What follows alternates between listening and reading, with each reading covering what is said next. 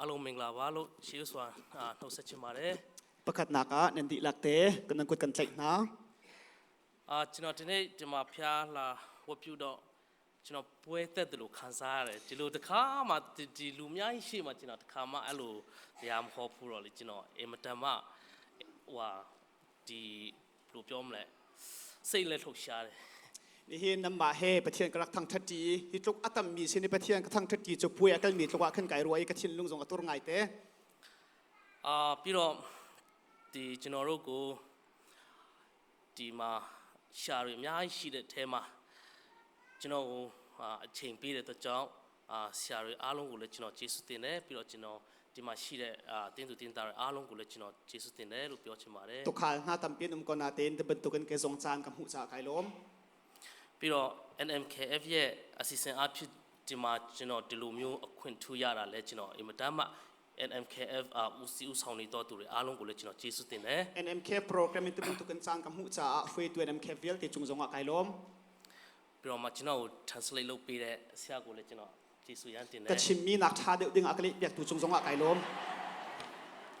ပြီးတော့ဒီမှာရှိတဲ့ဆရာကြီးတွေရှေ့မှာကျွန်တော်ဒီမှာရပ်ပြီးတော့မှဒီနှုတ်ကပတ်တော်ဝင်ခါဖို့ဆိုတော့ကျွန်တော်လုံးဝမထိုက်တန်ပါဘူးจนเปียกตัวดังหาไม้ไก่ทงที่ชิมตีเฟยมีทิลจะเสวยแล้วအမှားတွေရှိရင်ခွင့်လွှတ်ပေးကြပါလို့ရှေ့ဆိုတာတောင်းပန်ချင်ပါတယ် เทียมหนึ่งสงค่ากายเห็นโนดเป็ดกันดูหน้าဒါဆိုရင်ကျွန်တော်တို့ဒီနှုတ်ကပတ်တော်ထဲမှာကျွန်တော်တို့တွားရအောင် ไบเบิลชงกันหลุดไหล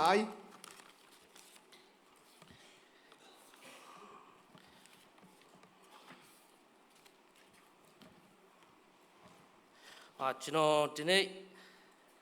ဝင်ငှချင်တဲ့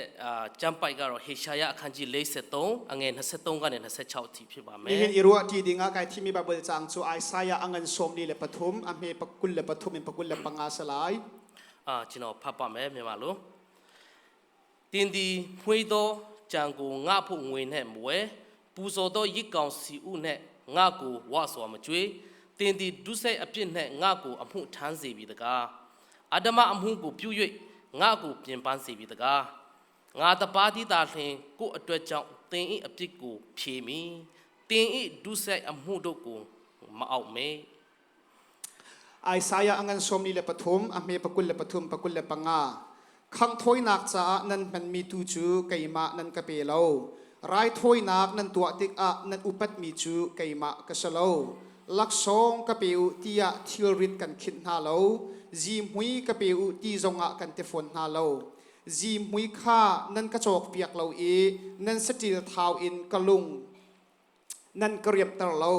นั้นส่วนนักตูคันทิลริดนั้นกะคินเอทัดเล่านักนั้นตัวมีคันกะลุงเรนั้นกะไทอาสนาอินนั้นส่วนนักอันโตเปียกตูนหาจูไก่มากะเซไก่มาจูไก่มากะสีรวงอะฮิบันตุกอินกะตัวจูอะเซนั้นส่วนนักจูกันจีนกันเปียกนาไลโลဂျာနာတို့ရောက်တိုင်းပေါ်ဖျက်ရှင်ကောင်းကြီးပေးပါစေအပြတ်ထိုင်ပြတဲ့จุงအပထင်တချောနာအုံကိုဆဲဒီနေ့ကျွန်တော်ကောင်းစင်အနေနဲ့ဝင်ခချင်တဲ့ຢာကတော့ခွင့်လွှတ်ခြင်းဆိုတဲ့အရာအဖြစ်ကျွန်တော်ခွန်အားပေးချင်ပါတယ်นี่เห็นตาร์กระดูมีจูไงเทียมนักตีนตาร์กระดูပြီးတော့မှနံပါတ်2မှာကျတော့ဒီဖျားခင်အချင်းချင်းတယောက်ကိုတယောက်ခွင့်လွှတ်ခြင်းဆိုတဲ့အရာဖြစ်မယ်အပနိနာကပခတ်ကလကไงเทียมนักနံပါတ်3မှာကျတော့ခွင့်လွှတ်ခြင်းဤတကူဆိုတဲ့အရာအဖြစ်အပထုမနာကไงเทียมนักအမွေไงนักပြီးတော့မှကျွန်တော်အဆုံးသတ်ပါမယ်จุนหัวจุนตกนักเลยก็ชิมเตไลဆိုတော့ကျွန်တော်တို့ဒီကျမ်းစာကိုဖတ်တဲ့အခါမှာဖျားသခင်ဟာကျွန်တော်တို့အဖြစ်နဲ့ပြည်နေသောလူသားအားလုံးဟာလုံးဝလက်ခံနိုင်ခြင်းခွင့်လွှတ်နိုင်ခြင်းမရှိတဲ့ကျွန်တော်တို့အပြစ်တွေအားလုံးဟာသူကိုယ်တိုင်ပဲခွင့်လွှတ်တယ်ဆိုတော့ကျွန်တော်တွေ့ရပါတယ်ตัวนายไอซายะจะเที่ยงกันเรียลติกอะใจลุกเอ็นดามินุงกันส่วนลิปะเทียนนี่เห็นกันส่วนนักไงเทียมดิ่งตากันสิโลจีอาเฟียนตัดตัวไบเบิลจางซิဆိုတော့ခွင့်လွှတ်ခြင်းဆိုတဲ့အရာနဲ့ပတ်သက်ပြီးဒီအမေရိကန်မှာTV talk show မှာအများအားပြောလို့ရှိတဲ့Steve Harvey ကဒီလိုပြောပါတယ်ไงเทียมนักให้ปีไทย USA มีอะไรไงมี Steve Harvey นี่ที่นัดชิมเทลကျွန်တော်တို့တခါတလေမှာခွင့်လွှတ်တယ်လို့ပြောပေမဲ့တဲ့อาจารย์ท่านอาจารย์กันไงเทียมที่กันชิมนายนစိတ်သားနာကျင်တာတွေရှိတယ်กันชินลุงอฝากตุกကျွန်တော်တို့တအားဒေါသစိတ်တွေထွက်တယ်กันชินหงဒါဟာဘာနဲ့တူတယ်လဲဆိုတော့จู่ๆใจเฮตาไอโลที่อาจุน ကျွန်တော်တို့အစိတ်တောက်ပြီးတော့မှကိုတေဖို့လုပ်နေတဲ့အရာနဲ့တူတယ်တဲ့ si vai angai mi kan din I athi ding ban tuk hi kan se ဘာဖြစ်လို့လဲဆိုတော့ကျွန်တော်တို့ခွင့်လွှတ်ခြင်းတရားဟာဘာလဲဆိုတော့ကျွန်တော်တို့အတိတ်ပဲကောင်းကောင်းမသိလို့ပဲဖြစ်တယ် zai cha tia ngai thiam nak asul lam tak tak kan fian ton lo cha se theu ခွင့်လွှတ်ခြင်းဆိုတာဟာ तू ပြောတာက तू တပါအတွက်မဟုတ်ပဲနဲ့ကိုယ့်အတွက်ဖြစ်တယ်လို့ပြောတာ achim ning te ya chun ngai thiam nak kan ti mi chu mi dang cha slon kan ma cha tu arak se तू တပါကိုတကယ်ပဲခွင့်လွှတ်ခြင်းနဲ့အသက်ရှင်မဲ့ဆိုရင်ကျွန်တော်တို့ရဲ့စိတ်ထဲမှာဒေါသတွေမောဟတွေခါတိခြင်းတွေပျောက်သွားမှာဖြစ်တယ် mi dang cha long te kan mi dang cha kan ro I mi dang I kan ngai thiam na te ka hin kan ma chunga chu thin hun na te pol chung chun luat na kan hu kho na ka se ထိုနည်းတူပဲကျွန်တော်တို့ဒီကျမ်းစာကိုဟေရှာယပြောတဲ့အခါမှာလူသားတွေအားလုံးဟာဖယားသခင်ရဲ့ရှေ့တော်မှောက်မှာအပြစ်သားတွေဖြစ်တဲ့အတွက်ကြောင့်ကြီးမားတဲ့အပြစ်သားတွေဖြစ်တဲ့အတွက်ကြောင့်ကျွန်တော်တို့လုပ်တဲ့မြတ်အရာအားလုံးဟာဖယားရဲ့ရှေ့မှာနာကျင်စေပါတယ်ဖယားရဲ့စိတ်ကိုနာကျင်စေတာဖြစ်တယ် chu ban tuk chun Isaiah chung kan rel ban tuk te khan menung I kan tua mi kan sarmi vial ten ha chu mi swal kan si cha pathian thin lung chunga khin thadam nak salo khin lung fa zul tar tu long te ken se ကျွန်တော်တို့အပြစ်ကဘယ်အရာနဲ့မှဖြေလို့မရတဲ့ကြီးမားတဲ့အပြစ်ဖြစ်တယ် kan swal nak chu zai he man ta chu no athalo mi angan tuk mi swal na angai mi kan se ကျွန်တော်တို့မတန့်ရှင်းတဲ့အပြစ်သားတွေဖြစ်တဲ့သူတွေကတန့်ရှင်းသောဖယားကိုကျွန်တော်တို့ပူဇော်တဲ့အခါမှာပါတတဲ့အခါမှာစိတ်ကျဉ်တဲ့အောင်ဖယားစိတ်ကျဉ်တဲ့အောင်လှုပ်တဲ့အခါမှာဖယားရဲ့စိတ်ကိုပဲပူပြီးတော့မှနာကျင်စေတာ athiang ဖြစ် him တယ် lo tuk mi minung ne athiang him tuk mi pathian sina rai thui na kan pek mi pol ki angai ngai lo chum pathian lung fa tar chin tu ken dak sa ko ဒါကြောင့်ဖယားသခင်ကလုံးဝဒီနာကျင်တဲ့နှလုံးသားကျွန်တော်တို့ဒီဟာကောင်းတယ်ဖျားရှင်ကျင်တ်လိမ့်မယ်လို့ထင်တဲ့အရာတွေအားလုံးဟာသူ့ရဲ့ရှေ့မှာသူ့ရဲ့နှလုံးသားမှာနာကျင်စေတဲ့အတွက်ကြောင့်ကျွန်တော်ကိုယ်တိုင်ပဲသူတို့ကိုအပြစ်လွတ်ခြင်းလုပ်မယ်လို့ပြောပါတယ် kan mani chu ban tuk thil katua sia chun pathian ni athil lung katon men lai alung katon men lai ti kan ruwa mi pol kha alung tong tu thil pakha han lo cha pathian ni atu chu kaima tu hi an sina ka kal lai e an nun nak arian ka tu na hau ti chim tu kan pathian si အကြောင်းကျွန်တော်တို့ဘုရားသခင်ကနေပြီးတော့မှတပါးတည်သောသားတော်ယေရှုခရစ်တော်အားဖြင့်ကျွန်တော်တို့ကိုအဖြစ်လို့ခြင်းအောင်လုပ်တာဖြစ် chu တယ် cha chun afa pa ngai chun pakhat te kha kan sina arak thla nak chu si အကြောင်းကျွန်တော်တို့ဒီမှာကြည့်မယ်ဆိုရင် Christmas decoration တွေအများကြီးလှပတာတွေတွေ့ရပါတယ် ni hin zonga December thla Christmas in tap na tam pi kan ban hu chiao အဲ့ဒါဘာဖြစ်လို့လဲဆိုတော့ခွင့်လွှတ်ခြင်းရဲ့အရင်းမြစ်ဖြစ်တယ် hi thil viau te na he pathian sinin kan hu mi ngai thiam nak hu sak tu na long te an si ဒါကြောင့်ခွင့်လွှတ်ခြင်းဟာကျွန်တော်တို့ကြည့်တဲ့အခါမှာမေတ္တာတရားထဲမှာအခြေခံပြီးတော့မှအမြင့်တွေ့တယ်ဆိုတော့ကျွန်တော်တွေ့ရပါတယ် chu cha ngai thiam nak kan ti mi chu dot nak chungena chuak mi si ti kha fian tar tu si ကျွန်တော်တို့ယောဟန်အခန်းကြီး3အငယ်16 ဆက်ခုကိုကျွန်တော်တို့ကြည့်တဲ့အခါမှာ rom angan pathum am he hleru khlei sari kan zautik a ဖယားသခင်ရဲ့သားတော်ကိုတဲ့လူအပေါင်းတို့ဒီပျက်စီးခြင်းတို့မရောက်ဘဲနဲ့သာရအသက်ကိုရဖို့ရန်အတွက်ဖယားသခင်ဟာမိမိ၌တပါးတည်သောသားတော်ကိုစွန့်တည်တိုင်အောင်လောကီသားတော်ကိုချစ်တယ်လို့ပြောပါတယ် velai mi na chi na kan kal nak khala ding cha pathian ni afa pa ngai chun te khami vial te ni khap na kan hu nak ding cha arun thla ti mi chang kan hu အဲကြောင့်တရားကိုကျွန်တော်ကြည့်တဲ့အခါမှာဖယားသခင်ကကျွန်တော်တို့ကိုဘလောက်ချစ်တယ်လဲဆိုတာကိုဒီမှာထင်ရှားကျွန်တော်တွေ့ရပါတယ် chun ni chun zai tlukin da pathian ni akan do ti kha kan nun na ka alang tar ကျွန်တော်တို့လောကီသားတို့ကိုအပြစ်စီရင်ဖို့ရန်သားတော်ကိုပေးတာမဟုတ်ဘဲနဲ့သားတော်အားဖြင့်ကျွန်တော်တို့ကယ်တင်ခြင်းရောက်ဖို့ရန်ပေးတာဖြစ်တယ် afa pa nun kan pek te ka hin sual ba chai ding a sloin kan sual ngai thiam ding cha tu arak se ဒါကြောင့်ယေရှုခရစ်တော်အားဖြင့်လူတိုင်းဟာအပြစ်လို့ခြင်းရတာဖြစ်တယ် chu cha chun khri thong in mi vial te chu ngai thiam na a chau mi kan se အဲ့ဖက်အခန်းကြီး2 3နဲ့5ကိုကျွန်တော်တို့ကြည့်တဲ့အခါမှာဘာတွေတွေ့လဲဆိုတော့ efisa angan pen ni ame pathum panga kan rel tik a ကျွန်တော်တို့ဟာညင်းဆန်သက်သောအမျိုးတွေဖြစ်တယ် kan ni chu phun chiar nak akhat mi minung kan si ကျွန်တော်တို့ဟာကိုယ်ကာယရဲ့စိတ်သဘောအလိုကိုလိုက်တတ်သောသူတွေဖြစ်တယ် minung du nak tak sa du nak azul mi kan si ကာမဂုဏ်၌ကျင်လည်တတ်သောသူတွေဖြစ်တယ် midang thatlaw nak thila khuwa khang atwa mi kan si ဖယားသခင်ရှိတော်မှောက်မှာအမျက်တော်ကိုခံတော်သူတွေဖြစ်တယ် pathian mai ka athin hun nak achau ting ding min de khi kan si ဒါပေမဲ့ဒီလိုမျိုးအပြစ်ကြီးတဲ့ကျွန်တော်တို့ဟာ semen se chutluk isual nak angan mi kan si ko na in ဖယားသခင်ရဲ့မဟာမေတ္တာကြောင့်ကျွန်တော်တို့ကိုအ ပြစ်လွတ်တာယေရှုခရစ်တော်အဖြစ်ပြစ်လွတ်တာဖြစ်တယ် คารวะหารอเชมีปัทเทียนโดดนักละไงเทียมนักตัวนี้จุนกันนี้จงไงเทียมมีกันสิ အဲကြောင့်ကျွန်တော်တို့ကိုဖယားသခင်ကအပြစ်လွတ်နိုင်ဖို့ရန်အတွက်ခွင့်လွတ်နိုင်ဖို့ရန်အတွက်ဘယ်အရာနဲ့မှမတတ်နိုင်ဘူးတပါးတိတော်သားတော်ယေရှုခရစ်တော်အဖြစ်ကျွန်တော်တို့ကိုခွင့်လွတ်တာဖြစ်တယ် กันส่วนนักอังเงินตุกจ่าเห็นปัทเทียนเนี่ยอากันไงเทียมนักดิ่งจ่าใจดังเทียนมันโดนทัดเราจ่าอัฟปาไงชุนเต็มมังเงินกันส่วนนักเดียวที่อากันไงเทียมนักจุสิ ဆိုတော့ဒီနေ့ဒီချိန်မှာဖယားသခင်ရှေ့မှာအပြစ်နဲ့ဆိုင်တော့ခွင့်မလွတ်နိုင်တဲ့အရာဘာမှလောကမှာမရှိတော့ဘူး จู่จ่าจุนกันนิเวลเต็นหาจงฮีปัทเทียนเนี่ยอัฟปาทองไงเทียมมีกันสิจังจ่าปัทเทียนเนี่ยอังไงเทียมโคเรามีส่วนนักกันนุนนักอุ้มตีเรา ဒါကြောင့်ဖယားသခင်ရဲ့ဒီခွင့်လွတ်ခြင်းဆိုတာဟာအခြေအနေပေါ်မှာမူတည်တော့ခွင့်လွတ်ခြင်းမျိုးမဟုတ်ဘူး ปัทเทียนไงเทียมนักของกันชิมติกาเห็นกันดีร์มุนนาไอทัดมีไงเทียมนักอักษรเรา ကျွန်တော်တို့ကလူတစ်ယောက်ကိုခွင့်လွတ်တဲ့အခါမှာကြတော့တယောက်ယောက်ကကျွန်တော်တို့ကိုလာပြီးတော့မှတောင်းပန်တဲ့အခါမှာခွင့်လွတ်တတ်တယ် กันนี้ไม่นุ่งกันไงเทียมดันชูประคัดคัดกันชนะอันไรไงเทียมกันเฮติกากันไงเทียมตัวนะ ပြီးတော့မှဒီတယောက်ကကျွန်တော်ရဲ့အမျိုးဖြစ်နေတဲ့အတွက်ကြောင့်ကျွန်တော်ရဲ့ညီတွေဖြစ်နေတဲ့အတွက်ကြောင့်ကျွန်တော်ပြန်ခွင့်လွတ်လိုက်မယ် กันชงคัดโมชิเลวะกันอูนาวันซีจากันไงเทียมตัวนะ ဒါပေမဲ့ဖယားသခင်ရဲ့ခွင့်လွတ်ခြင်းကအဲ့လိုမျိုးမဟုတ်ဘူး ใช่ไหมเซโลปัทเทียนไงเทียมนักจะอรัวงาไอทัดมีเสโล သင်ကောင်းနေသည်ဖြစ်စေ นัทัดจงอาเซเซ မကောင်းသည်ဖြစ်စေ นัทัดเราจงอาเซเซ သင်အရှိအတိုင်းကိုသူခွင့်လွတ်တာဖြစ်တယ် นัสีนิงเตกันสีนิงเตนะอากันไงเทียมตูจูกันปัทเทียนเซ အာမင် อาเมน ဒါဆိုရင်ကျွန်တော်တို့အင်မတန်မှ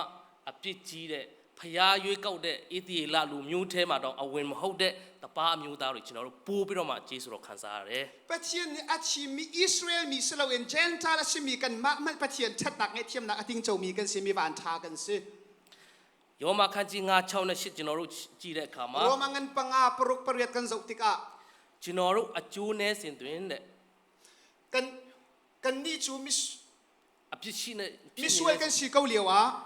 ခရစ်တော်ဟာတဲ့ကျွန်တော်တို့အတွက်ကြောင့်တည်ခံတယ်လို့ပြောပါတယ် ยิสุคริสต์กันจ่าอธิที่กันมุ လူကောင်းအတွက်တည်မဲ့သူတယောက်ရှိကောင်းရှိမယ်တဲ့ มิทาจ่าจุนอันนุนนักอภิเษกเมียนอุมเมียนกงฮา ဒါပေမဲ့ယေရှုဟာကျွန်တော်တို့အပြစ်ရှိနေတဲ့ချိန်မှာပြင်ဖြစ်သူအတည်ခံတယ်လို့ อาชนาอินกันบอยปายิสุคริสต์มิทาจ่าสโลอินมิสเวนังมาเลกิมาจ่าที่นักอตัวร์ တရားကိုကြည့်တဲ့အခါမှာဘုရားခင်ကကျွန်တော်တို့ကိုဘယ်လောက်ထိချစ်တယ်လဲဆိုတာထင်ရှားကျွန်တော်မြင်ရတယ် จุนี่อลังตันมิจะใจทุกินดาปัทเทียนนี่อากันโดดนักกันนุนนักอภิอาชิมอลังตัน ဆိုတော့ဘုရားခင်ရဲ့ခွင့်လွှတ်ခြင်းဆိုတာအချိန်လေးပေါ်မှာမူတည်ပြီးတော့မှခွင့်လွှတ်တာမဟုတ်ပါဘူး จู่จ้าปัทเทียนไงเทียมนักกันที่มิจูรัวงาไอทัดมีไงเทียมนักสโลที่ขับนนทานกระดู ယေရှုခရစ်တော်လုပ်ပေးတဲ့အရာအကြောင်းဖြစ်ပါတယ် ครีนี่อากันตัวเปียกมีชงนัชวกมีไงเทียมนักสิ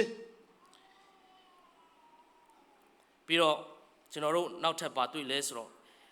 ဟေဘရဲအခန်းကြီး30 3နဲ့9ကိုကျွန်တော်တို့ဖတ်တဲ့အခါမှာ เฮบรูอังเงินปราอเมปทุมปังอากันจุติกา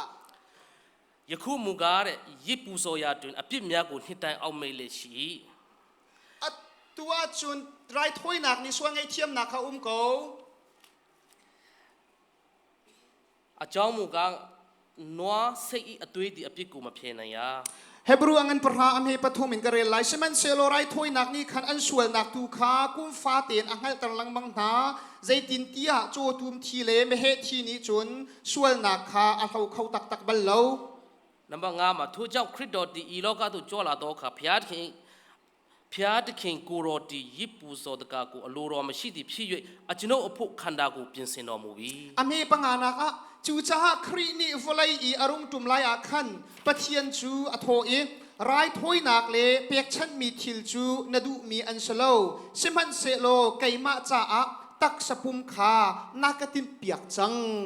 နံပါတ်6မှာကျွန်တော်ထပ်ဖတ်မယ်ဆရာ sorry อเมปรุกนัก မိရှုရ၏အပြစ်ဖြေရ၏များကိုအာရနှစ်သက်တော်မမူသောအခါကျမ်းစာလိမ့်၌အကျွန်ုပ်ကိုအမှတ်ပြု၍ရေးထားတည်နှင့်အညီအကျွန်ုပ်ဒီကိုတော်၏အလိုကိုဆောင်အပ်သောဟာတွားပါမည်ဟုအကျွန်ုပ်ဝန်ခံပါသည်ဟုလျှောက်ဆို၏ เบียกเทงจงอาอปุมนิงอินขับมีสาจูนลมมีอสโลสวลเทดนักจ้าอีถ้วยมีสาจงนลมมีอสโล ဆိုတော့ဒီအရာကိုကျွန်တော်တို့ကြည့်တဲ့အခါမှာဓမ္မဟောင်းကျမ်းကိုကျွန်တော်တို့နားလည်ဖို့လိုတယ် hi Bible chang kan rel tik a bekam hlun kan fian a her ဆိုတော့ဓမ္မဟောင်းကျမ်းမှာကြတော့သူတို့ရစ်ပူဆိုတဲ့ခါမှာတရိษံတွေသုံးလေရှိတယ် bekam hlun na pathian sna rai thoi nak an tua tik a saram an man အဲ့ဒါကိုဘုရားသခင်ကလုံးဝမထစ်သက်တော့ဘူးဆိုတော့ကျွန်တော်နားလေရတယ် ma chu chu pathian ni saram thisan in rai thoi nak kha adu ti lo ti kha afiang အားကြောင့်တားတော်ယေရှုခရစ်တော်သူကိုယ်တိုင်လောကမှာဆင်းလာဖို့ရန်အတွက်ပြင်ဆင်ထားတာဖြစ်ပါတယ် saram thisan luat nak ni pathian thinlung aton ti lo cha a afa pa ngai chun ji su ni kan cha pathian thinlung tong ding rai a kan thoi piak nak ase ဒါကြောင့်မလို့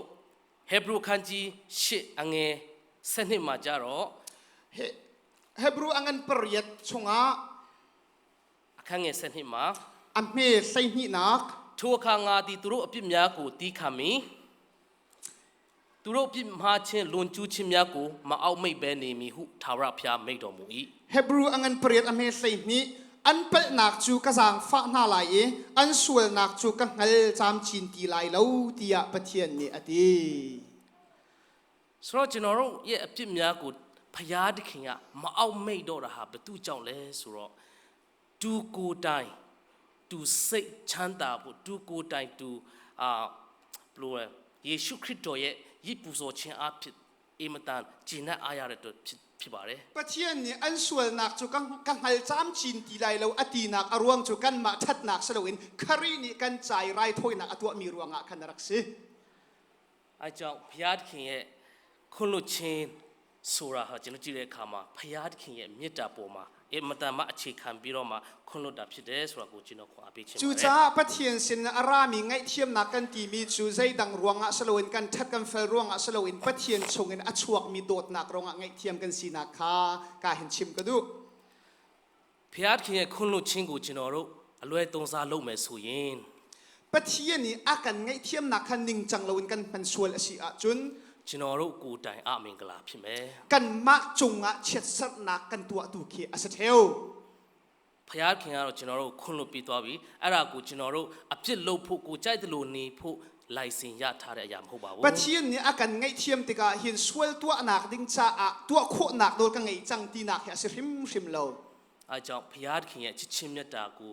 ကြည်ပြီးတော့မှခွင့်လွှတ်ခြင်းကိုကြည်ပြီးတော့ပုံမဝမ်းမြောက်တော့တက်တာနဲ့ဘုရားခင်ကိုပုံမချစ်တတ်ဖို့ဖြစ်ပါတယ် ngai thiam kan si chu pathian ni akan dot nak alak tar nak tu khi si e pathian sina lop nun kan ngai ding tu khi rak se deu ဆိုတော့ဘုရားခင်ကတော့ကျွန်တော်တို့ကိုတားတော်ယေရှုခရစ်တော်အဖြစ်ကျွန်တော်တို့ကိုအပြစ်လွတ်လိုက်ပြီဘုရားကကျွန်တော်တို့ကိုလုံးဝကျွန်တော်တို့အပြစ်ကိုသူအောက်မိတ်တော့မှာမဟုတ်ဘူး pathian ni afa pa jesu khri thong kan ni chu sual ngai thiam kan si chang e kan sual nak cha ai chin kan ti lo ဒါမဲ့ကျွန်တော်တို့လူသားတွေချင်းချင်းဟာတခါတလေမှာလုံးဝခွင့်မလို့တတ်တာတွေအများကြီး siman se lo pakhat la pakhat chunga kal la ka ngai thiam nak kan nak ngai ve hoi lo အဲကြောင့်ဒီအဖက်ခန်းကြီး4:32မှာ efisa angan pali amme som thum le pani ကျွန်တော်ကြည့်တဲ့အခါဘာပြောလဲဆိုတော့အချင်းချင်းကျေးဇူးပြုခြင်းတနာဆုံးမဲ့ခြင်းဘုရားသခင်သည်ခရစ်တော်ကြောင့်တင်တို့၏အပြစ်ကိုလွှတ်တကဲ့သို့အချင်းချင်းအပြစ်လွှတ်ခြင်းရှိကြလောလို့ပြောပါတယ် efisa angan pali amme som thum le pani ya ti hin achim pakhat la pakhat chung a zang fa nak lung thin le nem nak lung thin ngai ulo pathian ni khri thong in an ngai thiam ha ban tuk in pakhat la pakhat ingai thiam u ဆိုတော့ဒီချမ်းပိုက်ကကျွန်တော်တို့ကိုဘာခွန်အားပေးတယ်လဲဆိုတော့သင်တို့ရဲ့အပြစ်ကိုခွင့်လွှတ်တဲ့ဘုရားသခင်ရဲ့မျက်နှာကိုကြည့်ကြပါပြီးတော့အချင်းချင်းခွင့်လွှတ်ခြင်းရှိကြပါလို့ပြော hi တာ bible chani an van kan chim mi atha tuk mi te chu pathian ni akan ngai thiam nak pathian mit mai khazo ulo chuti chun pakhat la pakhat ingai thiamu akan ti ကျွန်တော်တို့ယွာမှာကျွန်တော်ငယ်သေးတယ်အချိန်တုန်းက ka hak chet liawa hin kan khuwa chang mi thil pakhat ဒီမှာမွေးတဲ့ကလေးတွေတော့တီးမှာမဟုတ်ဘူးကျွန်တော်ကတော့ယွာမှာပဲကြီးပြင်းခဲ့တယ်ဗမာပြည်မှာကြီးပြင်းခဲ့တယ်ဆိုတော့ကောင်းကောင်းတီးတယ်ဘာလဲ ka ဆိုတော့ chuak kan fali ni chan thaila lo na te in kai khuwa ko rama chuak mi si cha fiang ten ka ngal ကျွန်တော်တို့ယွာတွေမှာဆိုရင်ကြက်တွေကိုဒီတိုင်းလွှတ်ထားတယ်ညမှာကျတော့ကျွန်တော်တို့ဒီကြက်အိမ်ပြောမလားသူတို့နေရာကိုသူတို့ပြန်ထည့်တယ်နေ့ကျရင်သူတို့လွှတ်ထားတယ် khuwa chun jing ka ar kan thlan ha san le ya ar in ten ma fu ten dak fu than ko အမအဖိုးကြီးတယောက်ကသူစပါးလှမ်းနေတယ်အဲ့မှာနေလဲတားတာတယ်ဆိုတော့ ขัวกันปูประคัดชูฟางอภัว ဆိုတော့ तू စပါးလှမ်းနေတဲ့အချိန်မှာ तू အိမ်သားက तू အိမ်နေသားချင်းကကြက်တွေလာပြီးတော့သူ့ရဲ့စပါးကိုစားတဲ့ခါမှာ ฟางอภัวมีชูไออินปาอาร์อันไรคิมไงนั่นชุก ဒီကြက်တွေကိုကျွန်တော်လေးကွာနဲ့ပြစ်တက်လိုက်မယ်လို့ပြောပါတယ် อีอาร์โพลฮีลิลิทเทลกับการอะไรกับทางอะไรที่รวด ဒါပေမဲ့ကျွန်တော်အိမ်သားကလူရဲ့ကြက်ဖြစ်နေလို့တဲ့ อาชนาเบตินลิลิทเทลกับไอ้ท่าดุทนาตินกับอินปาอาร์อันสีจ้าอาตีไอเล็ด အဲကြောင့်ဒီကြက်တွေလည်း तू ဘာမှမလုပ်ပါဘူး จูจ้าจุนจูอาร์โพลจูทัดเล่าเตคันอาจัวเกาหนา ဆိုတော့ဒီအဖိုးကြီးကသူ့ရဲ့အိမ်နီးနားချင်းမှာခင်မင်ရင်းနှီးတဲ့မျက်နှာကို तू ထောက်တာ อาร์อัฐานฮาโลนักอารวงจูไออินปาอันสีนักมิดไม่เจ้านักรวงอาเซ အဲကြောင့်ကြက်တွေအသက်ကနေလွတ်တာဖြစ်တယ် จูจ้าอาจุนอาร์ขัดที่นักชงเงินอันลวด အဲကြောင့်တခါတလေမှာကျွန်တော်တို့လူသားတွေလည်းဖယားသခင်ကယေရှုခရစ်တော်အားဖြင့်ကျွန်တော်တို့ကိုဘာလုပ်ခဲ့တယ်လဲဆိုတာအင်မတန်မှနားလည်ဖို့အရန်ကောင်းပါတယ် จูจ้าจูก็เป็นชิมดูมีที่จูปะเทียนทรงนี้เห็นอัฟปาครีทงใจรวงอาดาอากันไงเทียมที่กันที่อาเปปีไงเต အဲကြောင့်ကျွန်တော်တို့တက်တာထဲမှာတခါတလေခွန်းလွတ်ခြင်းဆိုတာအင်မတန်မှခက်တဲ့အရာဖြစ်တယ် ไงเทียมนักที่มีฮีไงแล้วชนนุนนาอาหารบักมีทิลปักขัดอาเซ အဲကြောင့်ကျွန်တော်တို့ကျမ်းစာဖတ်တဲ့အခါမှာလဲဖယားသခင်ကပြောတာလုံးဝလူရမလုပ်နိုင်တဲ့အတွက်ကြောင့်ဒူကိုတိုင်လုပ်တာဖြစ်တယ် จูจ้าไบเบิลชงกันเรียติกทรงอาเฟียงบักมีเตจูไงเทียมนักให้มินุงตัวโคไงมีสีลูจ้าปะเทียนเนี่ยอากันตัวเปียกมีสีขาลังเตอร์ အဲကြောင့်